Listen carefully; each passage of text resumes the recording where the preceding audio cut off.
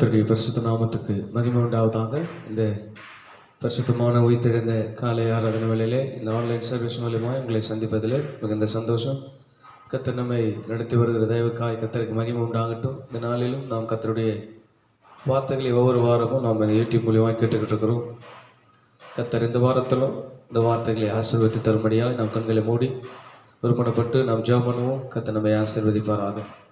எங்கள் அதிகமாக நேசிக்கிறதான எங்கள் அன்பின் பரலோக பிதாவே, ஆசீர்வதிக்கப்பட்ட நல்ல காலை வேலைக்காய் ஸ்தோத்திரம். இந்த காலை வேலையிலும் கூட கர்த்தாவே, நாங்கள் சபையிலே கூட முடியாத சூழ்நிலைகளுக்கு இருந்தாலும் உடைய வார்த்தைகளுக்கு எந்தவித தடையும் இல்லை என்று எழுதப்பட்டபடி இந்த காலை வேலையிலும் இந்த ஆன்லைன் சர்வீஸை நீ எங்களுக்கு ஆசீர்வதித்து கர்த்தர் இந்த ஆண்டவரே ஆராதனையிலே கர்த்தர் மகிமைப்படும்படியாய் ஆண்டவரே கொடுக்குற ஒவ்வொரு வார்த்தையும் கேட்கிற ஒவ்வொரு பிள்ளைகளுக்கு பிரயோஜனமாய் ஆசீர்வாதமாய் தெய்வநாம மகிமைப்படும்படியாக நாங்கள் ஜெபிக்கிறேன். ஆவியானவர் கிருபை பாராட்டும், இரக்கம் செய்யும், தய பாராட்டும். நம்முடைய அன்புள்ள ஆசீர்வாதமான கிருபையுள்ள இரக்கமுள்ள தயங்கரிலே ஆண்டவரே முற்றிலுமாய் நான் எங்கள் விசுவாச குடும்பங்களை ஒப்பு கொடுத்து ஜெபிக்கிறேன். கர்த்தர் ஆசீர்வதித்து தாங்க. தெய்வ ஆவியானவர் இந்த ஆண்டவர் வார்த்தைகள் எல்லாம் பிரயோஜனமாய் ஆசீர்வாதமாய் இருக்க ஆவியான கிருபை செய்யுங்க. இந்த அன்பின் கரத்தில் ஒப்பு கொடுக்குறேன். கர்த்தர் பெரிய காரியங்களை செய்வீராக. இயேசுவின் நாமத்தில் பிதாவே, ஆமென் ஆமென். அல்லேலூயா. கர்த்தருக்கு ஸ்தோத்திரம். ஆண்டவராக இயேசுவின் நாமத்தில் உங்களை வாழ்த்துக்கிறேன், ஆசீர்வதிக்கிறேன், வரவேற்கிறேன். கர்த்தர் நல்ல சுகத்தையும் பலத்தையும் ஆரோக்கியத்தையும் கொடுத்திருக்கிற தயவுக்காய் ஸ்தோத்திரம். தொடர்ந்து நீங்கள் ஒவ்வொரு தேசத்துக்காய், நம்முடைய சபைக்காய், சமுதாயத்துக்காய் ஜெபிப்பீர்கள் என்று விசுவாசிக்கிறேன். ஆண்டவர் எல்லாவற்றிலும் கர்த்தருடைய பலன் நம்மோடு கூட இருக்கும். கர்த்தர் எல்லாவற்றிலும் நம்மை பலப்படுத்தி நடத்துவார் என்பதில் எந்தவித சந்தேகமும் இல்லை. கர்த்தருடைய கிருபை நம் மனிதரோடு கூட இருப்பதாக. ஆமென். கர்த்தர் ஸ்தோத்திரம். இந்த வாரமும் நாம் சற்று நேரம் ஆண்டவருடைய வார்த்தையை நாம் இந்த ஆன்லைன் சர்வீஸில் தியானிப்போம். கர்த்தர் நம்மை ஆசீர்வதிப்பாராக. வாசிக்க முடியாது தெரிந்து கொள்ளப்பட்ட வேத பகுதி எஸ்தர் வேத புஸ்தகம் 9ஆம் அதிகாரம். எஸ்தருக்கு எழுதின நிருபம் 9ஆம் அதிகாரம் 1வது வசனத்தை வாசிக்கும் பொழுது, ராஜாவின் வார்த்தையின்படியும் அவனுடைய கட்டளையின்படியும் செய்யப்படுகிறதற்கு ஆதார் மாதம் என்கிற 12ஆம் மாதம் 13ஆம் தேதியிலே யூதரின் பகைஞர் அவர்களை மேற்கொள்ளலாம் என்று நம்பினார்களே, அந்நாளில் தானே யூதரானவர்கள் தங்கள் பகைஞரை மேற்கொள்ளும்படிக்கு காரியம் மாறுதலாய் முடிந்தது என்று வசனம் சொல்லுகிறது. அல்லேலூயா. இங்கே நாம் வாசிக்கிற பகுதி, நாம் தியானித்து எடுத்துக்கொண்ட காரியம் என்னவென்றால், காரியம் மாறுதலாய் முடிந்தது. நாம் எஸ்தர் புஸ்தகத்திலே நமக்கு நல்லா தெரிஞ்ச பகுதி தான். யூதனை இவர்கள் மேற்கொள்ளலாம் என்று அனைத்து காரியங்களும் நடைபெற்று கொண்டிருக்கும் பொழுது, அவர்கள் நம்பிக்கொண்டு பிரயாணப்படுகிற பொழுது, யூதர்கள் இவர்களை மேற்கொள்ளும்படியாய் காரியங்கள் மாறுதலாய் முடிந்தது என்று வேதவசனம் சொல்லுகிறது.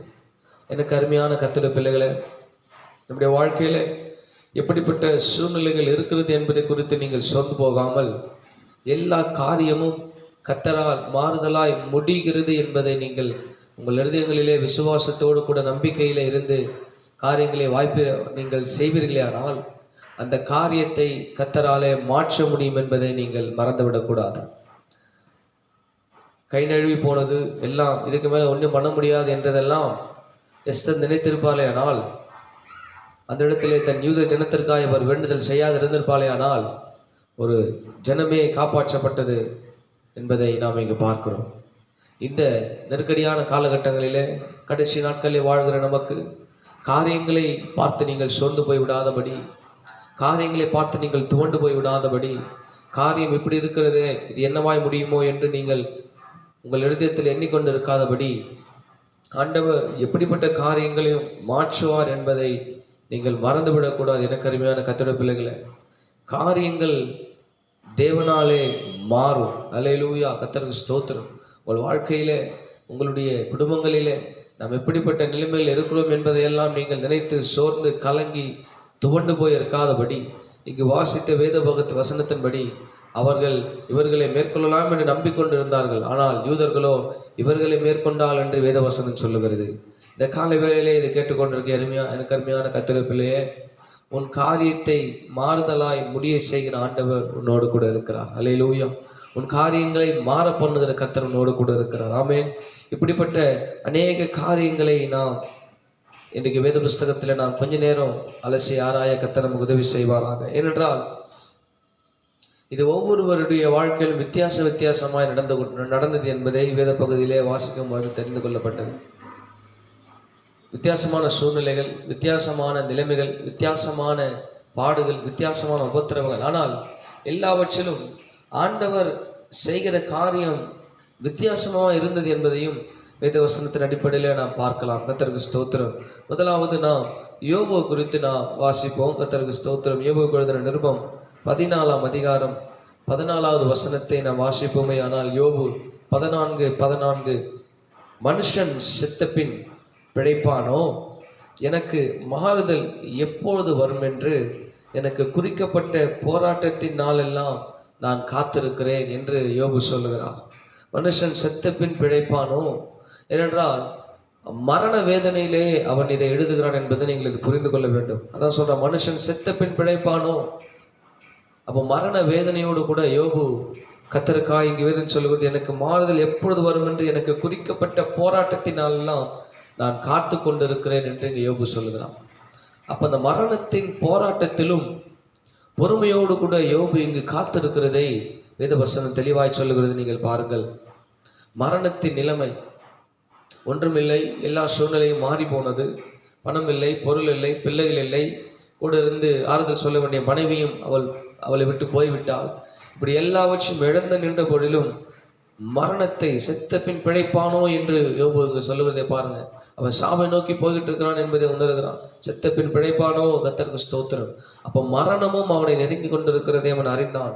ஆனால் வேதம் சொல்லுகிறது, எனக்கு மாறுதல் எப்பொழுது வரும் என்று எனக்கு குறிக்கப்பட்ட போராட்டத்தின் நாளுக்காய் நான் காத்திருக்கிறேன்.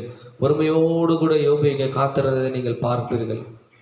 மரணம் வருகிறதை, மரணம் கண்ணுக்கு எதிராக நிற்கிறதை, அவன் போராட்டத்தின் வாழ்க்கை, அவனுடைய வறுமையின் வாழ்க்கை, அவனுடைய வியாதியின் வாழ்க்கை, அவனுடைய சூழ்நிலையின் காரியம், இப்படி எல்லா இடங்களிலும் அவன் பாடுகள் பட்டு கொண்டிருந்ததையும் உபத்திரவப்பட்டு கொண்டிருந்ததையும் வேத புஸ்தகத்தை நாம் நன்றாகவே அறிவோம். யோபு குறித்து நாம் அதிகமாய் சொல்ல வேண்டிய அவசியம் இல்லை. யோபு எவ்வளவு போராட்டத்தின் மத்தியில் இருந்தால், எவ்வளவு உபத்திரவம், எவ்வளவு பாடுகள், எவ்வளவு அவமானங்கள், எவ்வளவு விதமான நெருக்கடிகள், கர்த்தருக்கு ஸ்தோத்திரம் உண்டாவதாக.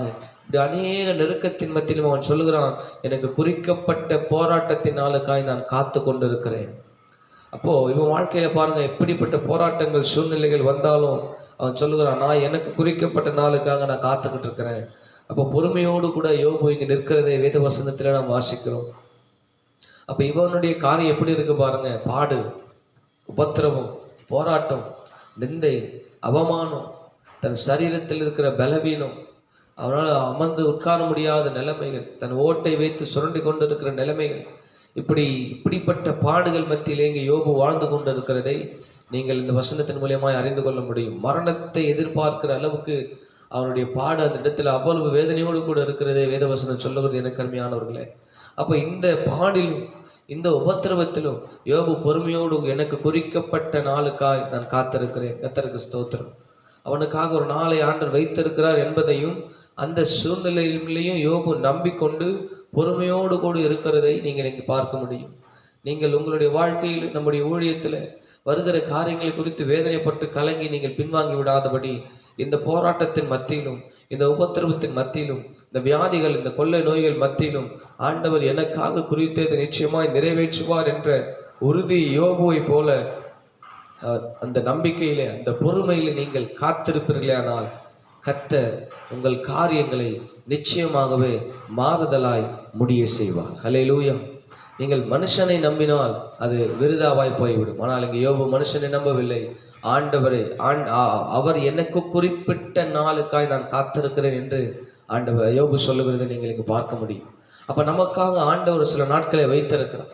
உன் சூழ்நிலை மாறுவதற்கு, உன் கண்ணீர் மாறுவதற்கு, உன் உபத்திரவம் மாறுவதற்கு, உன் போராட்டம் மாறுவதற்கு, உன்னுடைய வியாதி மாறுவதற்கு, உன் வறுமை மாறுவதற்கு, எல்லாவற்றுக்கும் ஆண்டவர் ஒரு நாளை வைத்திருக்கிறார் என்பதை நீங்கள் மறந்துவிட வேண்டாம். எனக்கு அருமையானவர்களே, மனுஷன் பேசுகிறதை போல, மனுஷன் சூழ்நிலையை பார்த்து பேசி சோர்ந்து போய்விடுறது போல நீங்களும் நானும் சோர்ந்து போய்விடக்கூடாது. ஏனென்றால் நாம் கர்த்தருடைய பிள்ளைகள், நாம் கர்த்தரை நம்பி இருக்கிறோம். நம் கர்த்தரை காரியங்களை வாய்க்க செய்வார் என்பதை நீங்கள் மறந்துவிடக்கூடாது. அந்த பொறுமையோடு காத்திருந்ததுக்கு என்ன நடந்தது என்பதை வேதத்தில் எல்லாமே தெரியும். யோபு 42ஆம் அதிகாரம் 10வது வசனம் சொல்லுகிறது, கர்த்தர் அவன் சிறையிருப்பை மாற்றினார்.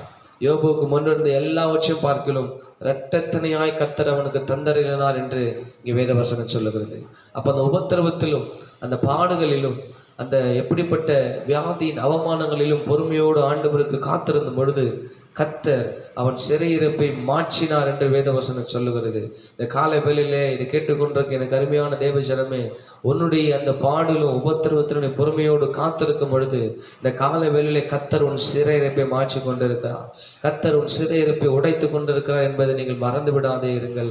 அவர் உடைப்பது மாத்திரமல்ல, முன்னிருந்த எல்லாவற்றையும் பார்க்கிலும் இரட்டத்தனையா யோபுவை கர்த்தர் ஆசீர்வதித்தார். எல்லாவற்றையும் சகித்து கொண்டு ஆண்டவருக்காய் நீ காத்திருக்கிறதை ஆண்டவர் மறந்து விடுவார் என்று நீ நம்புகிறாயோ? ஆண்டவர் ஒன்றத்தையும் மறக்கிற தெய்வம் அல்ல. எனக்கு அருமையான தேவ பிள்ளைய, கர்த்தர் ஒன்றை மறந்து போகிறவர் அல்ல. அவர் மறவாமல் நினைக்கிற தெய்வம் என்பதை மறந்து விடாதிருங்கள். இந்த உபத்திரவத்திலே பாடுகளிலே அந்த காரியத்தை யோசித்திருந்த யோபின் வாழ்க்கையில கர்த்தர் யோபின் வாழ்க்கையில மாற்றத்தை செய்தார் என்பதை நீங்கள் இங்கு பார்க்க வேண்டும். கர்த்தருக்கு ஸ்தோத்திரம். அவர் பொறுமையாய் காத்திருந்த அடிப்படையில 12ஆம் வசனம் சொல்லுகிறது, கர்த்தர் யோபுவின் முன்னிலைமையை பார்க்கிலும் அவன் பின்னிலைமையை கர்த்தர் ஆசீர்வதித்தார் என்று வேத வசனம் சொல்லுகிறது. இருக்கிறதை ஒன்றுமில்லையே என்று கலங்கி போவதை விட அதை கொடுக்கிற இரட்டிப்பாய் தருகிற தேவர் சமூகத்திலே பொறுமையோடு காத்திருந்தான் யோபு. எல்லாவற்றையும் கர்த்தர் இரட்டிப்பாய் கொடுத்தான்.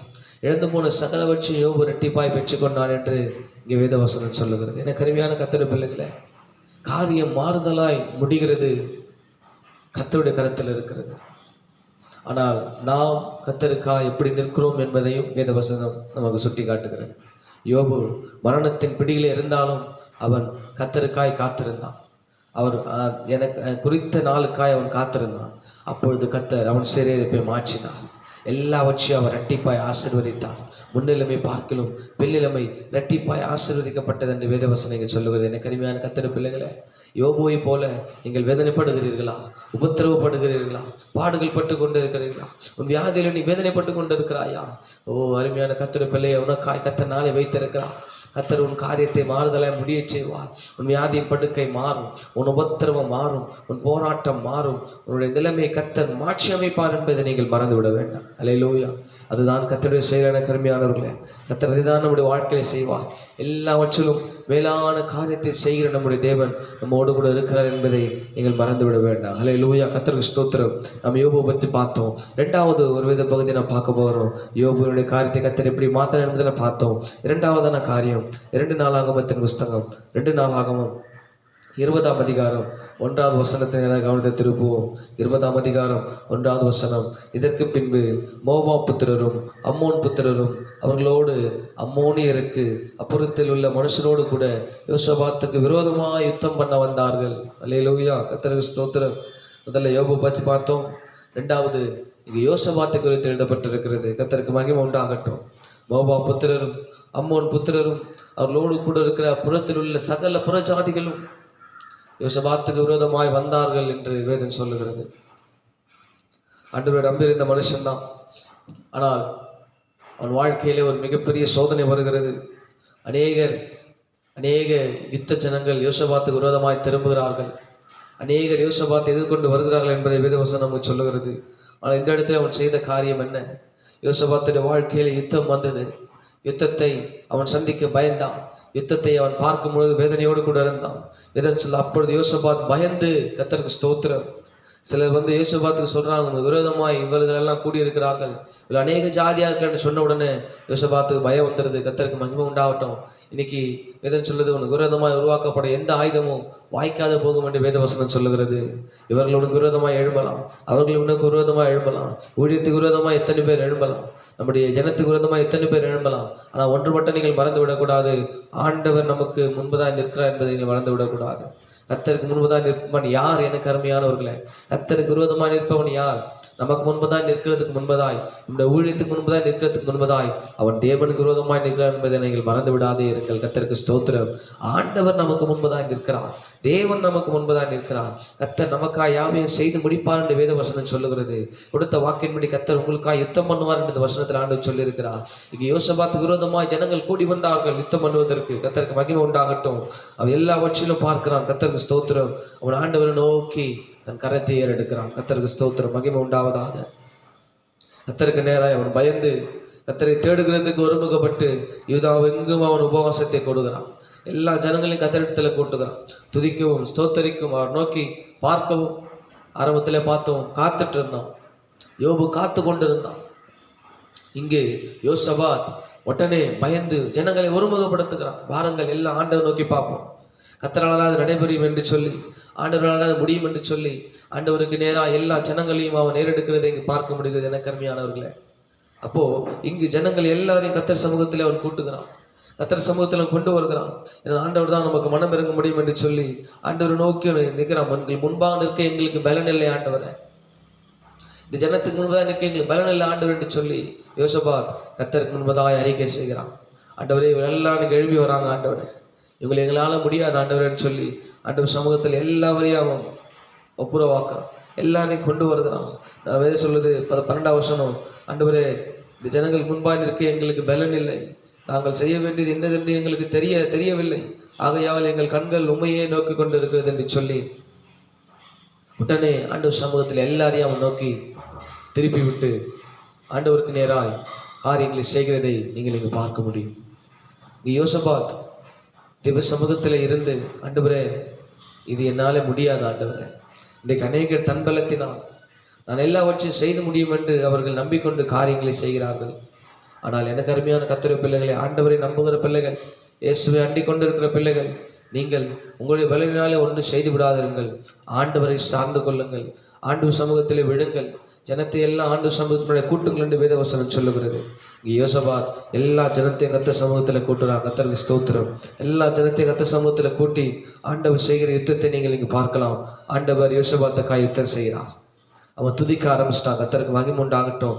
அங்கே பாருங்க 20வது அதிகாரத்தில் 22வது வசனம் 22, 23 வாசிக்கும்போது, அவர்கள் பாடி துதி செய்ய தொடங்கின போது யூதாவுக்கு விரோதமாய் வந்து பதிவிருந்த அம்மோன் புத்திரரையும் மோவாபியரையும் சேயீர் மலை தேசத்தாரையும் ஒருவருக்கு விரோதமாய் ஒருவரை கத்தர் எழும்ப பண்ணினதினால் அவர்கள் வெட்டுண்டு விழுந்தார்கள். கத்தருக்கு ஸ்தோத்திரம். என்ன பண்ணா, எல்லாரையும் கூப்பிட்டு உட்கார வச்சு அவன் பாட்டு பாட ஆரம்பிச்சிட்டான் யோசபாத். கத்தருக்கு மகிமை உண்டாகட்டும்.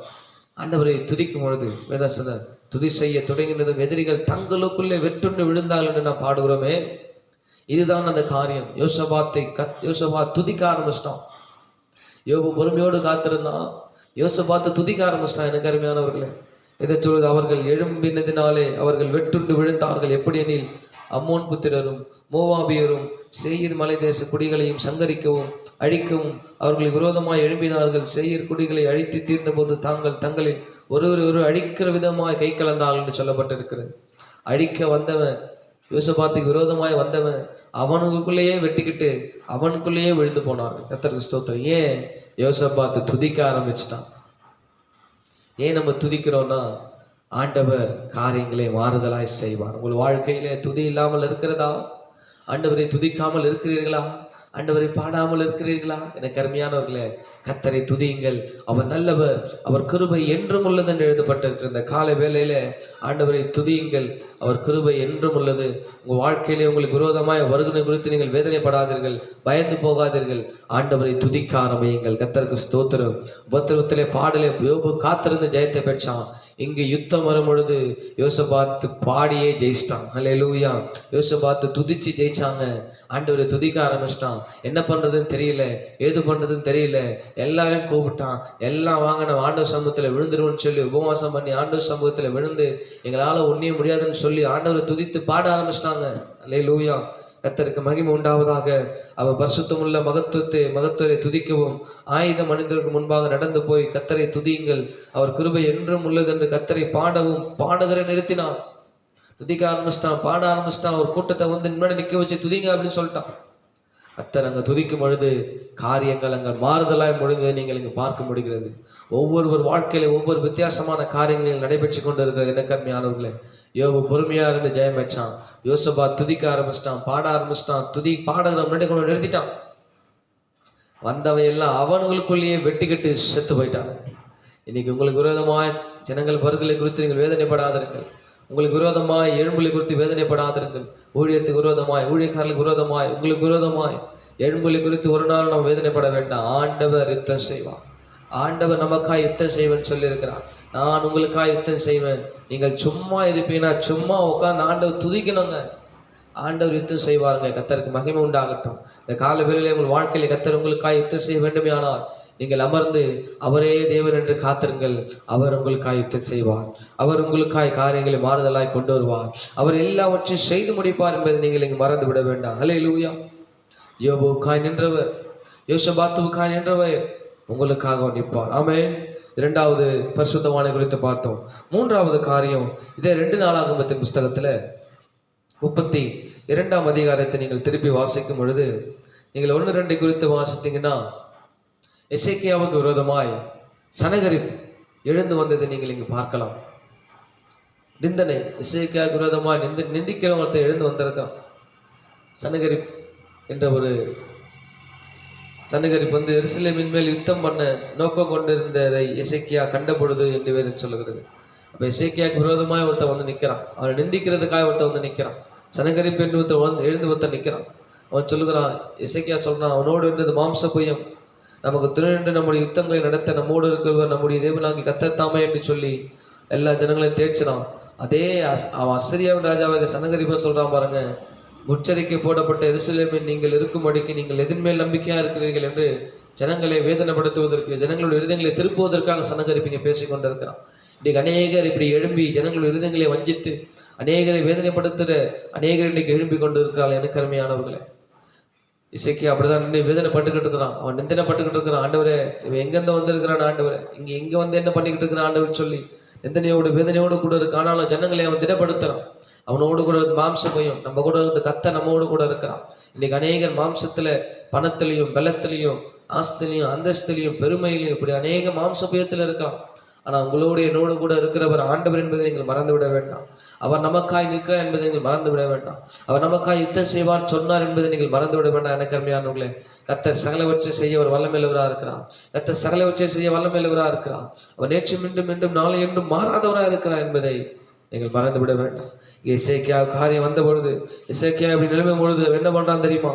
21வது வசனத்தை நீங்கள் வாசிக்கும் பொழுது, கர்த்தருக்கு ஸ்தோத்திரம், 20-21 நிமித்தம், இது நிமித்தம் ராஜாவாகிய எசேக்கியாவும் ஆமோசின் குமாரனாகிய ஏசாயாவும் தீர்க்கதரிசியும் பிரார்த்தித்து வானத்தை நோக்கி அபயமிட்டார்கள். ஜபம் பண்றான். எசேக்கியாவும் ஏசாயாவும் கூட சேர்ந்து ஜபம் பண்ண ஆரம்பிச்சிட்டாங்க. ஆண்டவரே, இவன் எங்க இருந்து வந்தான், இவன் எப்படி எனக்காக வண்ணப்பட முடியும்னு சொல்லி எசேக்கியாவும் ஏசாயாவும் ஜெபம் பண்ண ஆரம்பித்த பொழுது அங்க இருக்கிற காரியம் மாறுதலாய் முடிந்தது. அப்பொழுது கர்த்தர் ஒரு தூதனை அனுப்பினார். அவன் அசீரியனுடைய ராஜாவின் பாளையத்தில் உள்ள சகல பராக்கிரமசாலிகளையும் தலைவரையும் சேனாதிபதிகளையும் அதம் பண்ணினான். அப்படியே சனகரிப் செத்த முகமாய் தன் தேசத்திற்கு திரும்பினான். அங்கே அவன் தன் தேவனுடைய கோவிலுக்குள் பிரவேசிக்கிற பொழுது அவனுடைய கர்ப்ப பிறப்பாகி சிலர் அவனை பட்டயத்தாலே வெட்டி போட்டார்கள். அவன் ஊருக்கு போய் அவன் குடும்பத்தில் இருக்கிறவனே அவனை வெட்டி போடுகிற அளவுக்கு கர்த்தர் இங்கே காரியங்களை செஞ்சார். ஜெபம் பண்ணணும். ஆண்டவருக்கு நேராய் வந்த நிந்தனையை குறித்துட்டே யோசிச்சுக்கிட்டு ஒரு பிரயோஜனமே இல்லை. வந்த நிந்தனையை மறந்துட்டு அதில் ஜெயம் கொடுக்கிற ஆண்டவருக்கு நேராக நீங்கள் உங்கள் கண்களை ஏறெடுக்கணும். அந்த தாவீது சொல்றான் இல்லையா, எனக்கு ஒத்தாசை வரும் பருவங்கள் நேராக என் கண்களை ஏறெடுக்கிறேன். வானத்தையும் பூமியும் படைத்த கர்த்தரிடத்தில் எனக்கு ஒத்தாசை வரும் என்று இங்கே தாவீது சொல்லுகிறது நீங்கள் பார்த்தீர்கள். அப்படியா இங்கே எசேக்கியாவும் ஏசாயாவும் வேதம் சொல்வது, அவர்கள் வானத்தை நோக்கி அபயமிட்டார்கள், கர்த்தரை நோக்கி அவர்கள் கூப்பிட்டார்கள், கதறினார்கள், கண்ணீர் வடித்தார்கள். சனகரிப்பினுடைய காரியத்தை கர்த்தர் ஒரு தூதனை அனுப்பினார். வேதவசனம் சொல்லுகிறது, அவர் உங்களுக்காக எங்களுக்காக ஒரு தூதனை அனுப்புவார். என் கால் சறுக்கிறது என்ற பொழுது கர்த்தாவே கிருபையை தாங்குகிறது என்று வேதவசனம் சொல்லுகிறது. அவர் உங்களுக்காக எனக்காக தூதர்களுக்கு கட்டளிடுகிற தேவன். அவர் ஆபிரகாம் குமாரனு கை கொடுக்காமல் நமக்கு கை கொடுத்தார் என்று வேதவசனம் சொல்லுகிறது. அப்படியே அந்த கால வேளையில கர்த்தர் உங்களுக்காக யாவற்றையும் செய்து முடிப்பார். உங்களுக்காக நீங்கள் ஜெபம் பண்ணும் பொழுது உங்கள் ஜெபத்துக்காய் கர்த்தர் ஒரு தூதன் வானத்திலிருந்து அனுப்புவார். அவனை உனக்கு விரோதமாய் நிற்கிறவனை, உனக்காய் போராடுகிறவனை, உங்களை நிந்தனைப்படுத்துகிறவனை, உங்களை வேதனைப்படுத்தி கொண்டு இருக்கிறவர்களை, உங்களை அவமானப்படுத்தி கொண்டு இருக்கிறவர்களை அவர் எல்லாவற்றையும் சங்கரிப்பார். அவர் எல்லாவற்றையும் மாற்றி போடுவார். அவர் உங்களுக்காக யுத்தம் பண்ணுவார். கர்த்தருக்கு ஸ்தோத்திரம். தான் சொல்லுகிறது, அவன் எல்லாவற்றிலும் பராக்கிரமசாலிகளையும் தலைவர்களையும் சேனாதிபதிகளையும் அதம் பண்ணினான். யார் பெரியலா இல்லை. ஆண்டவர் முன்பா நிற்க யாருக்கும் பலன் இல்லைங்க. ஆண்டவர் முன்பதாக நிற்கிற ஒருவனுக்கும் பலன் இல்லை. கர்த்தருக்கு ஸ்தோத்திரம். அவர் அதம் பண்ணி போடுவார். நீ ஆண்டவர் நோக்கி பார்க்கும் பொழுது வந்த பிரச்சனை அல்ல, அதை அந்த காரியத்தை மாறுதலாய் முடிகிற தேவனை நோக்கி பார். கர்த்தர் எல்லாவற்றையும் மாற்றுவார். கர்த்தர் எல்லாவற்றையும் உடைத்து போடுவார். கர்த்தர் எல்லாவற்றையும் மாற்றுவார். என கருமையானவர்களே, கர்த்தருக்கு மகிமை உண்டாவதாக. இந்த எசேக்கியாவுக்கு வந்த நிந்தனையை ஆண்டவரை நோக்கி ஜெபம் பண்ணும் பொழுது, மன்றாடும் பொழுது ஆண்டவர் எல்லாவற்றையும் மாற்றி போட்டார். என்னோட வேதம் சொல்லுகிறது, அவர் ஜெபத்தை கேட்கிற தெய்வம். என் தேவன் ஜெபத்தை கேட்கிற தெய்வம். வம்சமான யாவரும் இடத்திலே வருவானிதப்பட்டிருக்கிறது. நம்முடைய ஜெபத்தை இந்த நாள் வரைக்கும் கர்த்தர் கேட்டுக்கொண்டிருக்கிறார். இனிமேலும் ஜெபத்துக்கு கர்த்தர் பதில் தருவார். அவர் உனக்கு விரோதமாக எழும்பி இருக்கிறவனை கர்த்தர் அதம் பண்ணி போடுவார். உன்னை நிந்தித்து கொண்டு இருக்கிறவனை, உன்னை வேதனைப்படுத்தி கொண்டு இருக்கிறவனை, உன்னை அசட்டை பண்ணி கொண்டு இருக்கிறவனை கர்த்தர் பார்த்துப்பார். அல்லேலூயா. ஆண்டவர் சமூகத்தில் ஒப்பு கொடுங்க. எசேக்கியா போல ஆண்டவர் நோக்கி நீங்களா உங்களுடைய ஜெபத்தை திருப்புங்கள். ஆண்டவருக்கு நேராக உங்களுடைய கண்களை திருப்புங்கள். ஆண்டவருக்கு நேராக உங்கள் குரலை திருப்புங்கள். கர்த்தர் உங்களுக்காக யாவற்றையும் செய்து முடிப்பார். கர்த்தர் உங்களுக்காக யுத்தம் பண்ணுவார். கர்த்தர் உங்களுக்காக ஒரு பெரிய காரியங்களை செய்வார் என்பதை நீங்கள் மறந்து விட வேண்டாம். அல்லேலூயா. அவர் நல்லவர், அவர் கிருபையுள்ளவர், அவர் வாக்கு மாறாதவர். என கருமையானவர்களே, வித்தியாசமான சூழ்நிலைகள் இருந்தாலும் ஆண்டவர் ஒருவரே. யோபு பொறுமையா இருந்தான், ஆண்டவர் ஜெயத்தை கொடுத்தான், ரெட்டிப்பான நன்மைகளை பெற்றுக்கொண்டான். யோசபாத் துதிக்க ஆரம்பிச்சான். கர்த்தர் அவங்களுக்குள்ளே காரியங்களை அவங்களே வெட்டிக்கிட்டு சாகிற அளவு கர்த்தர் காரியத்தை செஞ்சான். இங்கே எசேக்கியா ஜெபம் பண்ண ஆரம்பிச்சான். கர்த்தருக்கு ஸ்தோத்திரம். ஆண்டவர் ஒரு தூதனை அங்கிருந்து கர்த்தர் அனுப்பினார். அவர் எல்லாவற்றையும் கர்த்தர் அதம் பண்ண ஆண்டவர் உதவி செய்தார். இந்த கால வேளையில அப்படிப்பட்ட நன்மைகளை உங்கள் வாழ்க்கையில செய்ய கர்த்தர் வல்லமையுள்ளவராக இருக்கிறார். கடைசியாக நீங்கள் வாசிப்பீர்களானால் நியாயாதிபதிகளுக்கு எழுதின புஸ்தகம், கர்த்தருக்கு ஸ்தோத்திரம், நியாயாதிபதிகள் 7ஆம் அதிகாரம் 1வது வசனத்தை நீங்கள் வாசிக்கும் பொழுது, அப்பொழுது கிதியோனாகிய யெருபாகாலும் அவனோடு இருந்த ஜனங்கள் யாவரும் காலமே எழுந்து புறப்பட்டு கர்த்தருக்கு ஸ்தோத்திரம் ஆரோத் என்னும் நீரூற்றின் கிட்டே பாலம் இறங்கினார்கள். மீதியானவரின் பாளையம் அவனுக்கு வடக்கே மோரே மேட்டிற்கு பின்னாக பள்ளத்தாக்கில் இருந்தது என்று வேத வசனம் சொல்லுகிறது. இங்கே யோசபாத்துக்கு கர்த்தருக்கு ஸ்தோத்திரம் வந்தது போல கிதியோன் காரியங்களை நீங்கள் வாசிக்கலாம். கிதியோனுக்கு விரோதமாய் மீதியானவர்கள் யுத்தத்திற்காக அவர்கள் வந்து அமர்ந்திருக்கிறார்கள்.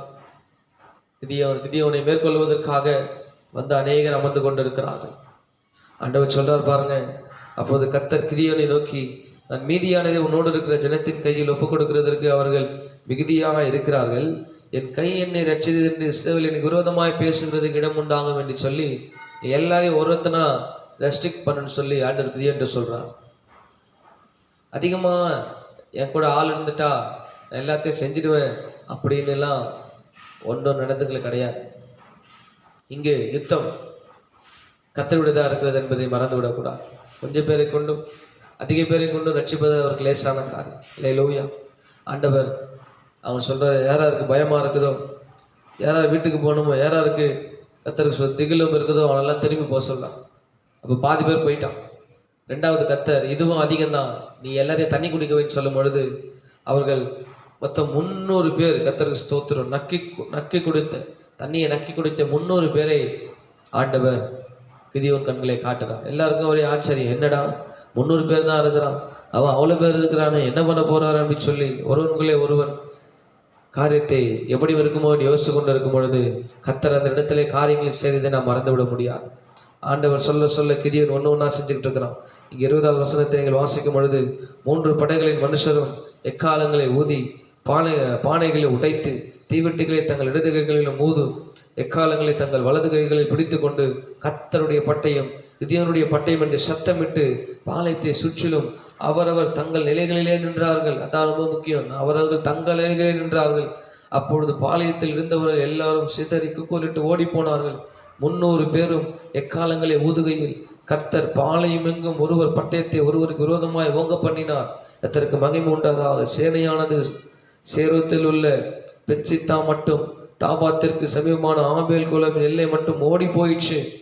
அப்பொழுது நப்தலி மனுஷரும் ஆசேர் மனுஷரும் மனாசையின் சகல மனுஷராக இஸ்ரவேல் கூடி வந்து மீதியானரை பிடித்து மீடியதனை பின்தொடர்ந்தார் என்று வேதவசனம் சொல்லுகிறார். அப்படியாக இங்கே ஆண்டவர் கிதியோனுடைய வாழ்க்கையில செஞ்ச யுத்தத்தை நீங்க பாக்குறீங்க.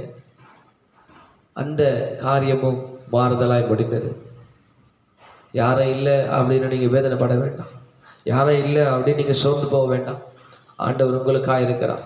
ஆண்டவர் உங்களுக்காக யுத்தம் செய்வார். எனக்கு அருமையானவர்களே, கர்த்தருடைய பட்டயம், கிதியோனுடைய பட்டயம், கர்த்தருடைய பட்டயம் என்று சொல்லி ஆண்டவர் நான் சொல்லும் பொழுது ஆர்ப்பரி என்று சொன்னார். அப்பொழுது 300 பேரும் சுற்றி அவன் சொல்ல சொல்ல சொல்ல என்னமோ நடக்குதுன்னு எல்லாம் பயந்து எல்லாம் ஓடி போக கர்த்தர் அங்கு உதவி செஞ்சார். ஏனென்றால் யுத்தம் கர்த்தருடையது, ஜெயம் நம்முடையது, தோல்வி பிசாசனுடையது. அல்லேலூயா. இந்த யுத்தத்தை நீங்கள் அல்ல, கர்த்தர் செய்ய வேண்டும். அவர் சொல்லுகிறபடி செய்ய வேண்டும். நான் இதெல்லாம் இப்படிலாம் இருந்தால் தான் பண்ண முடியும், இதெல்லாம் இருந்தால் தான் செய்ய முடியும் அப்படின்னு நம்ம நினைக்கிறோம். அல்ல, ஆண்டவர் ஒரு விதமான வழிகளை வைத்திருக்கிறார். ஆண்டவருடைய ராஜ்யம் ஒரு நாளும் தடைபடுகிறது அல்ல. இன்னைக்கு சுவிசேஷ வாசல்கள் அடைக்கப்பட்டது போல தெரியலாம், ஆனால் இன்றைக்கும் சபைகள் வளர்ந்து கொண்டு தான் இருக்கிறது. இன்றைக்கும் நம்முடைய சபையை கர்த்தர் உயர்த்தி கொண்டு தான் இருக்கிறார். அநேக இடங்களில் ஊழியங்கள் ஸ்தாபிக்கப்பட்டு கொண்டு தான் இருக்கிறது. அப்போது இது யுத்தம் கர்த்தருடையதாக இருக்கும் பொழுது இதை தடை செய்யறது யாராலும் முடியாது. கொஞ்சம் பேரை கர்த்தர் கொண்டு போய் அத்தனை ஆயிரம் மீதியான்களை கர்த்தர் விரட்டினார். அவர்கள் பாளையத்துக்கு அவங்களை விரட்டி கொண்டு போகிற அளவுக்கு கர்த்தர் உதவி செய்தார். அப்போ காரியங்கள் வித்தியாசமா இருந்தாலும் செய்கிறவர் ஒருவராக இருக்கிறார். காரியங்களை மாறுதலாய் முடிவு செய்த தெய்வம் ஒருவராக இருக்கிறார் என்பதை இந்த இடத்துல மறந்து விடாதீர்கள். இங்கே அவர்கள் சொன்ன பொழுது அவர்கள் ஆர்ப்பரிக்க ஆரம்பித்தார்கள். சொல்றதெல்லாம் கிதியோன் செய்ய ஆரம்பித்தான். ஆண்டவர் சொல்றதெல்லாம் கேட்கணும். இல்லாண்டவரே இப்படி இருந்தால் தான் நல்லா இருக்கும், இங்கே இவ்வளோ பேர் இருந்தால் தான் நல்லா இருக்கும் அப்படின்னு சொல்லி நம்ம ஒரு மைண்ட் கான்செப்ட் போட்டுக்கிட்டு நம்ம இஷ்டத்தெல்லாம் பண்ணிக்கிட்டு இருந்தோன்னா ஆண்டவர் எப்படி யுத்தம் செய்வார்? ஆண்டவர் யுத்தம் செய்கிறதுக்கு அவர் சொல்லுகிறத கேட்கணும். கர்த்தருக்கு ஸ்தோத்திரம். இந்த வருஷத்தில் கொடுத்த வாக்குத்தத்தின்படி கர்த்தர் உனக்காய் யுத்தம் செய்வான்னு சொல்லியிருந்தாருன்னா ஆண்டவர் சொல்றதை கேட்டால் தான் உனக்காய் கர்த்தர் யுத்தம் செய்வான். கிதியோன்ட்டு ஆண்டவர் பேசும்பொழுது ஒவ்வொருத்தரையும் அனுப்பிட்டான். கடைசியா 300 பேரை கொண்டு போய் ஆண்டவர் நிறுத்தினார். 300 பேர் எதை நினைச்சிருப்பான்னு தெரியாது. ஆனால் கர்த்தர் யுத்தம் செய்ய ஆரம்பிச்சிட்டாருன்னா எத்தனை கொஞ்சம் பேர் இருந்தாலும் அதிக பேர் இருந்தாலும் ரட்சிப்பது அவருக்கு லேசான காரியம் இல்லையா? கர்த்தருக்கு ஸ்தோத்திரம். இன்றைக்கு வாழ்க்கையில கர்த்தர் யுத்தம் செய்ய ஆயத்தமா இருக்கிறார். எனக்கு அருமையானவர்களே, ஆண்டவர் சொல்லுகிறதை கேளுங்க. கர்த்தர் சொல்லுகிறதற்கு கிதியோன் கீழ்ப்படிஞ்சான். ஆண்டவர் சொல்லும் பொழுது அந்த பட்டயத்தை கர்த்தருடைய பட்டயம் சொல்ல ஆரம்பிச்சான். நம்மளால ஒன்றையும் பண்ண முடியாது. ஆண்டவரை சார்ந்து வாழ வேண்டும். ஆண்டவர் கிருபையில கரங்களை நம்ம ஒப்பு கொடுக்க வேண்டும். கர்த்தர் உங்களுக்காக எனக்காக யாவற்றையும் செய்து முடிப்பார். உன் காரியங்களை கர்த்தர் மாறுதலாய் முடிய பண்ணுவார் என்பதை நீங்கள் மறந்து விடாதிருங்கள். அல்லேலூயா. கர்த்தருக்கு ஸ்தோத்திரம். வாழ்க்கைகள் வித்தியாசம், சூழ்நிலைகள் வித்தியாசம், எப்படிப்பட்ட நாட்கள் வித்தியாசம், ஆனால் ஆண்டவர் ஒருவராக இருக்கிறார். யோபின் வாழ்க்கையில பார்த்தோம், ஒருத்தரவன் பாடுகளில் பொறுமையா இருந்தான். கர்த்தர் அவனுடைய வாழ்க்கையில ஒரு ஆசீர்வாதத்தை கர்த்தர் கொண்டு வந்து வைத்தார். யோசபாத்தின் வாழ்க்கையில பார்த்தீங்க, அவன் துதிக்க ஆரம்பிச்சான். கர்த்தர் அவன் வாழ்க்கையில ஜெயத்தை கொண்டு வந்து முடித்தார். இசைக்கியா வாழ்க்கையில பார்த்தோம், இசைக்கியா ஜெபம் பண்ண ஆரம்பிச்சான். கர்த்தர் வாழ்க்கையில பெரிய காரியங்களை செஞ்சார். இங்கு பட்டயம் ஆண்டுடைய பட்டயம் சொல்லுன்னு சொல்லி ஆண்டவர் சொல்ல ஆரம்பிச்சார். அப்போ கர்த்தருடைய பட்டயம், கிதியோனுடைய பட்டயம், கர்த்தருடைய பட்டயம் என்று ஆர்ப்பரிக்கும் பொழுது அதை சொல்லி எக்காலத்தை ஊற்றி பானைகளை உடைச்சும் போது அவனுக்குள்ளே பைத்தியம் முடிஞ்சது போல அவன் ஓட ஆரம்பிச்சிட்டான். கர்த்தருக்கு ஸ்தோத்திரம். நீங்கள் வாழ்க்கையில கர்த்தர் அப்படிப்பட்ட காரியங்களை செய்வார். யாரும் நினைத்து கூட பார்க்க முடியாததை, நாம் சிரித்து கூட முடியாது. அதாவது சொல்லுது, உன் அறிவு கெட்டாததை நான் செய்வேன், எனக்கு கூப்பிடு, நீ அறியாததையும் உனக்கு எட்டாததுமான பெரிய காரியங்களை ஆண்டவர் செய்வேன்னு சொல்லியிருக்கிறார் அல்லவா? அப்போ அவர் காரியங்களை மாறுதலாய் முடிய செய்வார். பரிசுத்தவான்களுடைய சூழ்நிலைகள் வித்தியாசமா இருந்தாலும் காரியங்களை மாற்றினவர் வித்தியாசமானவர் அல்ல. காரியங்களை செய்தவர் ஒரே ஒருவர், ஆண்டவராக இயேசு கிறிஸ்து ஒருவர் மாத்திரமே. அல்லேலூயா. கர்த்தருக்கு ஸ்தோத்திரம். அப்ப இந்த காலை வேளையில உன் சூழ்நிலைகளை, உன் காரியங்களை, உன் உபத்திரவத்தை, உன் பாடுகளை, உன் வியாதியை, உனக்கு விரோதமாய் வந்து யுத்தம் பண்ண ஜனத்தை, உனக்கு நிந்தனையாய் பேசினவன் ஜனத்தை, உனக்கு விரோதமாய் கூடி உட்கார்ந்து இருக்கிறவனுடைய காரியங்களை எல்லாவற்றையும் மாறுதலாய் என் தேவன் இந்த காலை வேளையிலே செய்வார் என்பதை விசுவாசி. எனக்கு அருமையானவர்கள், கர்த்தருடைய வாழ்க்கையிலே பெரிய காரியத்தை செய்வார். எல்லாவற்றிலும் ஆண்டவன் கூட இருப்பார்.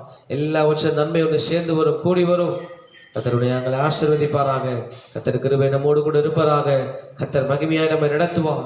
கர்த்தர் பெரிய காரியங்களை செய்வார். எதை குறித்தும் சோர்ந்து போகாதீங்க, எதை குறித்தும் கலங்கி போகாதீங்க. சூழ்நிலை எல்லாம் அப்படிதான் இருக்கும். எல்லா பரிசுத்தவான்கள் சூழ்நிலையும் வித்தியாசமா தான் இருந்தது. ஆனால் கர்த்தர் எல்லாவற்றையும் மாற்றினார். எல்லா காரியத்தையும் கர்த்தர் மாற்றி போட்டார். கர்த்தர் பார்த்த ஒவ்வொரு வாழ்க்கையில யோபு, யோசபாத், எசேக்கியா, கிதியோனுடைய வாழ்க்கையிலே காரியங்கள் எப்படி எப்படியா இருந்தது என்பதை நீங்கள் பார்த்தீர்கள். ஆனால் மாற்றினவர் ஒருவர். சூழ்நிலையை மாற்றினார், போராட்டத்தை மாற்றினார், வியாதியை மாற்றினார், யுத்தத்தை மாற்றினார், நிந்தனையை மாற்றினார், கர்த்தருக்கு ஸ்தோத்திரம், பட்டயத்தை மாற்றினார். உன் வாழ்க்கையில எல்லாவற்றையும் மாற்றுவார். உன் கண்ணீரை மாற்றுவார். உன்னுடைய வாழ்க்கையிலிருந்து சூழ்நிலையை மாற்றுவார். உன்னுடைய வியாதியை மாற்றுவார். உன்னுடைய கடனை மாற்றுவார். உன்னுடைய அவமானத்தை மாற்றுவார். உன்னுடைய நீ எதிர்பார்த்து கொண்டிருக்கிற காரியத்தை கர்த்தர் செய்வார். கர்த்தருக்கு ஸ்தோத்திரம். ஆடு மேய்த்தவனை அரசனாக்கின தெய்வம், அரசனாக்கினவனையும் புல்லுமைய வச்ச தேவன் நம்முடைய ஆண்டவராக இயேசு கிறிஸ்து. அல்லேலூயா. அதனால சொந்து போகாதிருங்க. கர்த்தர் நம்மோடு கூட இருப்பார். கர்த்தர் நமக்காக யாவற்றையும் செய்து முடிப்பார். அல்லேலூயா. ஜெபம். எங்களை அதிகமாக நேசிக்கிற எங்கள் அன்பின் பரலோக பிதாவே, ஆசீர்வதிக்கப்பட்ட நல்ல காலை வேளைக்காக ஸ்தோத்திரம். நாங்கள் வாசித்த ஒவ்வொரு வசனமும் எங்கள் வாழ்க்கையில எங்கள் காரியங்கள் எல்லாம் மாறுதலாய் முடிய பண்ணுகிற தேவன் எங்களோடு கூட இருக்குது. சூழ்நிலையை மாற்றுங்க ஆண்டவரே. எல்லா நெருக்கடிகள்லாம் மாற்றுங்க. எங்கள் வாழ்க்கையில் இருக்கிற வியாதி, வறுமை, சூழ்நிலை ஆண்டவரே, இப்படிப்பட்ட நிந்தனைகள், அவமானங்கள், யுத்தங்கள், இப்படிப்பட்ட அநேக காரியங்கள் எல்லாவற்றையும் கர்த்தர் மாற்றி போடுங்க ஆண்டவரே. எல்லா காரியம் இயேசுவின் நாமத்திலே மாறுதலாய் முடியட்டும். தேசத்தின் எல்லா கோவிட் செக்ஷன் எல்லாம் ஆண்டவரே மாறுதலாய் முடியட்டும். எல்லா பொருளாதாரங்கள் மாறுதலாய் மாறட்டும். இயேசுவின் நாமத்தில் கர்த்தர் காரியங்களை செய்ய போகிற தயவுக்காக ஸ்தோத்திரம். ஆவியான பெரிய காரியங்களை செய்யுங்க. இப்படி அன்புள்ள பரிசுத்தமான மகிமையான மாறாத கரங்களில் இயேசப்பா எங்களை முற்றிலுமாக நாங்கள் ஒப்பு கொடுத்து ஜெபிக்கிறோம்.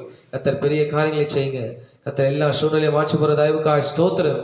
கர்த்தர் பெரிதான கிருபை இருக்கட்டும். கேட்டுக்கொண்டு ஒவ்வொரு வாழ்க்கையிലേക്ക് வியாதிகள் மாறட்டும், வறுமைகள் மாறட்டும், சூழ்நிலை மாறட்டும், கண்ணீர் மாறட்டும், நிந்தனை மாறட்டும், ஆண்டவரே அவமானம் மாறட்டும். எல்லாவற்றையும் கர்த்தர் மாற்ற போகிற தயவுக்காக ஸ்தோத்திரம். கர்த்தர் பெரிய காரியங்களை செய்யுங்க. இப்படி ஆசீர்வாதமான பரிசுத்தமான அன்பின் கரங்களில் ஒவ்வொரு குடும்பத்தையும் பிள்ளைகளை ஒப்பு கொடுத்து ஜெபிக்கிறேன். நீரே பெரிய காரியங்களை செய்யும். நாம் ஒன்று மாத்திரம் மகிமை வரட்டும். இயேசுவின் நாமத்தில் ஜெபிக்கிறோம் என் ஜீவனுள்ள நல்ல பிதாவே. ஆமென், ஆமென், ஆமென். சொல்லுவோம். என் ஆத்துமாவே கர்த்தரை ஸ்தோத்திரி, முழுவதுமே பரிசுத்த நாமத்தை ஸ்தோத்திரி. என் ஆத்துமாவே கர்த்தரை ஸ்தோத்திரி, கர்த்தர் செய்த சகல உபகாரங்களை மறவாதே. ஆமென், ஆமென், ஆமென். ஆசீர்வாத ஆண்டவராக இயேசு கிறிஸ்துவின் கிருபையும் பிதாவாகிய தேவனுடைய அன்பும் பரிசுத்த ஆவியானவருடைய அன்பின் மைக்கும் சந்தோஷமும் சமாதானமும் கேட்டுக்கொண்ட ஒவ்வொரு பிள்ளைகளோடு சபை மக்களோடு சதா காலங்களும் இருப்பதாக. ஆமென், ஆமென், ஆமென். அல்லேலூயா. God bless you. கர்த்தர் உங்களை ஆசீர்வதிப்பார். கர்த்தர் பெரிய காரியங்களை செய்வார்.